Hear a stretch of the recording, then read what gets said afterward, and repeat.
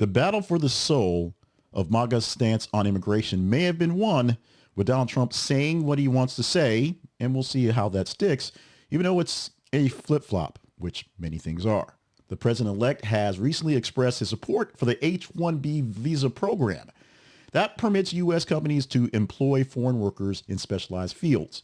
And the stance allies him with the tech industry leaders and folks like Elon Musk and Vivek Ramaswamy, who are now technically working for him. They advocate for the program's role in attracting skilled talent essential for technical advancement. In a recent interview, Trump actually acknowledged the benefits of the H-1B program, noting his utilization of it for his own business ventures, where he stated in a quote, "I have many H-1B visas on my properties." This highlights the program's significance in outsourcing specialized labor, but it's not quite the labor specialized that we think it is or he thinks it is.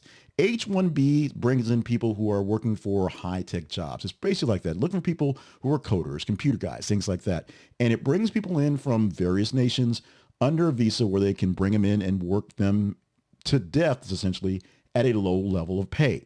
It locks them into their jobs and their lives here in the States on that visa, because if the company's not happy with them, they go back home. Now, one of the biggest issues with H-1B visas is many people just sort of outlast their visa and no one really prosecutes it because they got them in already and they just kind of go along with it.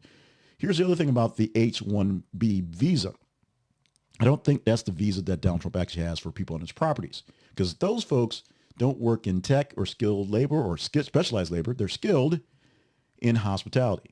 These are people that work housekeeping, that work in the restaurants, work on the groundskeeping, those type of folks. And the people that run those types of areas in those works are more likely the people who are crossing the border illegally, who will work for the same sort of deals. Indentured servitude, essentially a lower level of pay because they're lower skilled jobs, but they're happy to be here. And most will work their way to find citizenship when given the chance, as opposed to H-1B visa people who actually tend to just stick around and cheat on everything. Now, this marks a shift from the earlier criticisms during his first term. That's why the big thing was a change. Trump said he's down with it when in his first term, he was basically trying to keep all immigrants out any way possible because an immigrant was an immigrant. A person here was not American, not U.S. born. That was a thing.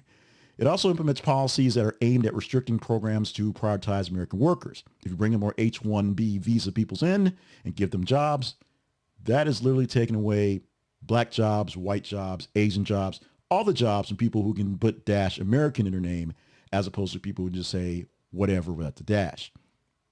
It is a way for those folks to gain some majority stake into their lives and move up, if you will.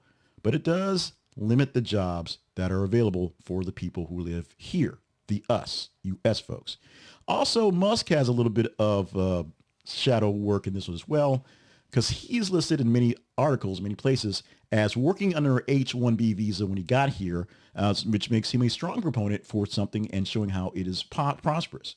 When in actuality, he actually came here on a student visa, overstayed that as well, and just, did Elon Musk stuff until he found a way to take the money that was given to him from his father. He didn't earn it on his own. End up buying, making PayPal something and then selling that off. And then running into the guys that own Tesla and SpaceX, buying them, not creating them, and building them into something else, to include, asking for loans from Obama. Those things happen as well. Now, the H-1B visa discussion is a big deal, and especially in the Republican Party, and now I say the MAGA sort of wing of it now, as many of those are really, really, really against any sort of immigration. They're basically non-wanting people coming in.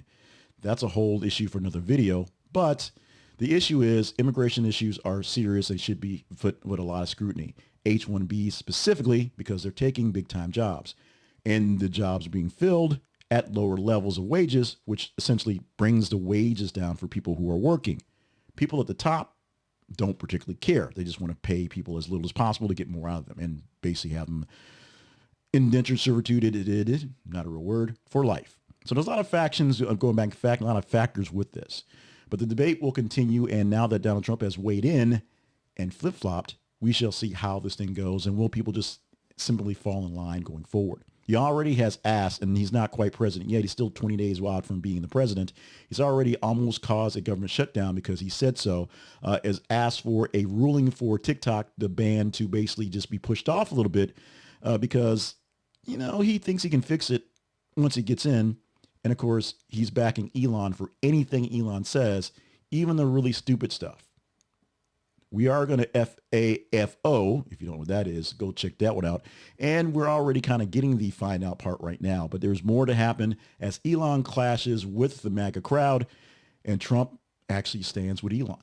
So we'll see what happens, how the unwashed masses of the people out there wearing the MAGA hats are going to feel about this, and whether the folks who actually can do stuff about it, Congress, will do something about it. You can do something about this and just give me more comments. We've gotten plenty of comments about this so far, and I'm glad to have this conversation continue because it's going to.